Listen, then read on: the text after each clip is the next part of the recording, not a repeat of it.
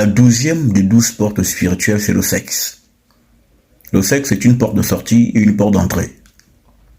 Lorsqu'on entre dans la femme, on entre dans le jardin. Et lorsqu'on sort de la femme, on est chassé du jardin. Donc, quand l'entité de Tariyo, de Tatantam et de Dieu, avait chassé l'homme et la femme du jardin, c'est qu'ils les avaient séparés, ils étaient collés. Ils étaient collés.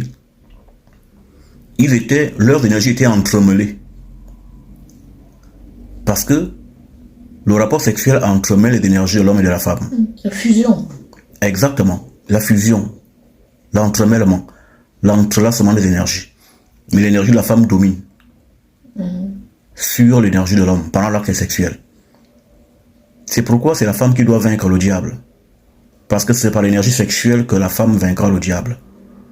Son énergie est plus puissante que l'énergie sexuelle du serpent.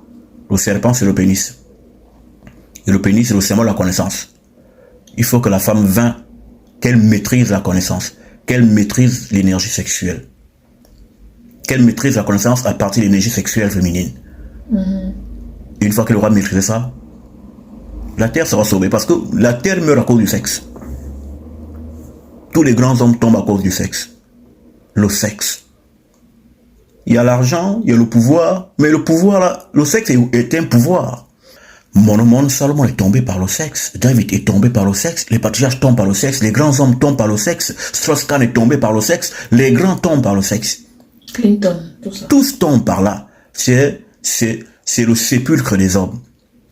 Le vagin est l'enfer. Hein? L'enfer n'est pas dit là où les gens brûlent. Hein? L'enfer veut dire là où les gens dorment. L'enfer chrétien n'existe pas. Où on brûle toute la vie, c'est des bêtises. L'enfer veut dire le lieu du repos. Mais le repos, c'est quoi? C'est l'équilibre. Mais l'équilibre, c'est quoi? C'est la dimension du goût. Et quand tu entres dans le sexe, l'homme, quand il entre, qu'est-ce qu'il rencontre là-bas? Il rencontre le goût. Dans le caveau, on dort. C'est écrit.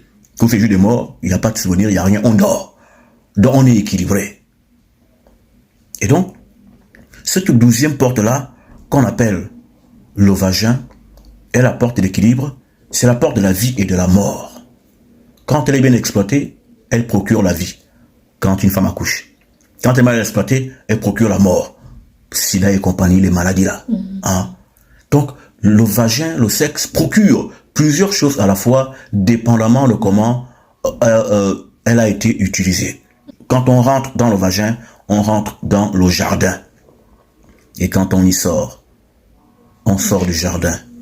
Et Dieu place des chérubins autour. Les lèvres vaginales, c'est des chérubins. Parce que les chérubins, c'est des serpents. Et les lèvres vaginales sont des croissants de serpents. Et le pénis, c'est un serpent. Et les boules de l'homme aussi sont des chérubins. Parce que le sexe de l'homme et la femme ne sont pas différents.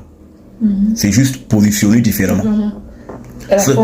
Ce que l'homme a à l'extérieur, la femme a ça à l'intérieur. Les boules de l'homme, ce sont les ovaires chez la femme. Hein? Le tuyau de l'homme, c'est l'orifice vaginal. Donc ce que nous avons à l'extérieur, les femmes ont ça à l'intérieur. C'est un même appareil, c'est un même serpent. Que Tariyo reçoive la gloire.